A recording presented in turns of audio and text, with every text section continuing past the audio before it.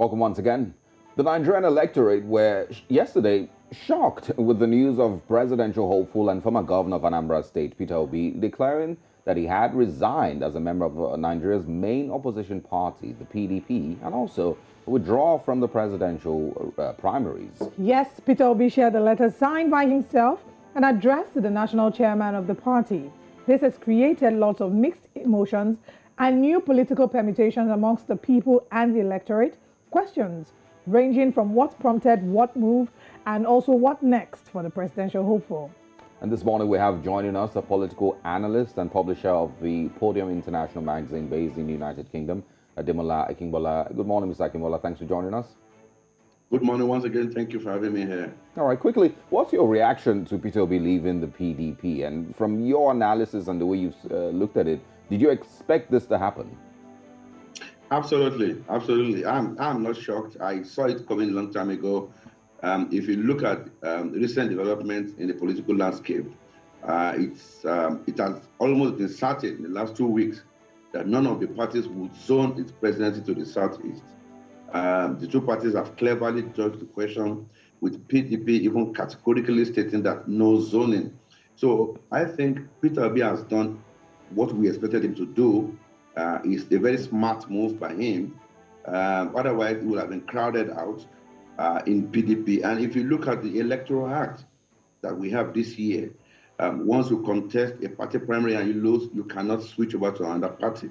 So he knew that there was no way he could contest favorably against Atiku and the other contestants unless and except that ticket is zoned to the southeast. So for me, I'm not surprised. He's done what we expected him to do. The question is what next? And we've always said that Peter Obi and other relatively younger elements who aspire to take over the leadership of this country cannot do so using the platform of the two major parties. They will not allow them. And we've been advocating for that third party that will bring together people of like mind, generation-wise, ideology-wise, for them to come together and form a party. It may take years, but look, you need a giant political structure. You need a heavy war chest to be able to wrestle power from APC and PDP. These guys have entrenched themselves in our system since 1999, and they are not going to give you power on a platter of gold. So, yes, I was expecting it, and I think it's the right thing for him to do, given the circumstances prevailing in PDP currently. All right. Now you've mentioned that it's most likely the situation of the zoning being taken out and the fact that power will not be zoned to the southeast. Let's talk about the speculations already. There are a lot of permutations expecting him to join a third political party. Do you think that this will actually happen? I mean, you've advocated, you said a lot of people are advocating for this, but do you think that Peter Obi would join a third political party? And if he does, do you think he stands a high chance by doing that? Yes, he would, because he said his presidential ambition is very much alive. What he has done is he has resigned from PDP, he has withdrawn from the primary in the PDP. He has not told us that he is no longer interested in becoming the president of this country. So I'm very certain that very soon he will announce his next move. What are his options? You have SDP, you have NMPP, and there may yet be another third force that we are looking at. Whether he's going to be able to realize his ambition on any of this platform is a different ballgame. It's something that is debatable. But right now, I certainly expect him to announce his next move to join a new party. And what will happen will shock a lot of people. I see Peter Obi as the most serious of the aspirants emerging from the southeast. Is the most viable. So I see a lot of realignment of interest, a lot of realignment of forces. Positions are going to be changing in the next few weeks. If he goes to any of these new parties, I expect the Southeast to move with him and give him that massive support. Okay. Well, Mr. And if yes. Yeah, Mr. Kimberley, I'm sorry, to jump in there, but now you've talked about the way that you see Mr. Peter Obi. Apparently, some or the People's Democratic Party may not be seeing the same things that you're seeing. So I'm going to ask about Those who say that the PDP have shot themselves in the foot by not holding on to Peter Obi, do you agree with that? I do not agree with that because there was no way the PDP was going to give him a ticket just like that. And there was no way Peter Obi was going to win a primary against a field that has Atiku and the rest of them.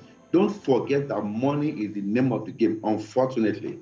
Money is the name of the game. Yeah, Mr. Kimbela, what I'm trying to get is, okay, they saw his popularity and yet they allowed, or they squeezed him out of the race somehow, some way. So do you think that they were blind? Well, let's look at it this way. Yes, he is popular. Yes, he's viable, but can he win the election for PDP? That's the question. Can a Peter Obi presidency win the election? Can he go out there and win for PDP without the whole of the Southeast rallying behind him? Okay, so yeah, it's like Bola Ahmed Tinubu. Whatever happens at the primary, if he loses, he has two options: takes it, go back home and watch, or move to another platform.